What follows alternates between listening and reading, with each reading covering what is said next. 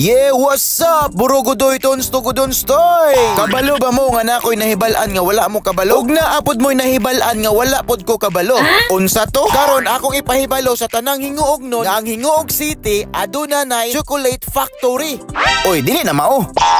Kini aduna na kita chocolate processing plant diri sa Sitio Sivulig, Barangay Lunutan, Hinguog City mga bro. Dai sa asa man tatapit mo agi? Sa Route 955 Claveria Road ta mo agi. Kung gikan kag Hinguog unahan gamay sa Dagrog. Ayaw lang palabi kay dili ra pod kaabot sa Sunville's Cafe. Daplin ra gyud siya sa highway. Sa right side makita nimo ang The Chocolate Factory. So before pagsulod nimo dire, welcome ganit welcome no.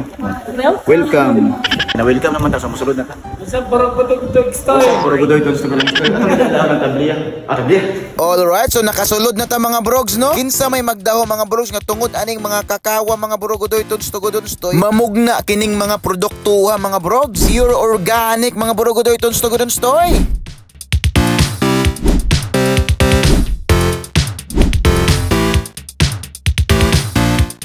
Naay lang mga machine diri mga brogs no, din gina-process na siya mga brogs dito sa sulod mga Burugodoy tons tugudons toy. So kini gid ang hinungdan sa tanan mga brogs, kining kakao. Alright, og daghan pa gid lang mga upcoming products mga brogs no. Dili pa available ang uban ani mga brogs. Basin karong August or September mga Burugodoy tons tugudons toy, kompleto na ni mga brogs. So maura to mga brogs. Adios mga brogs.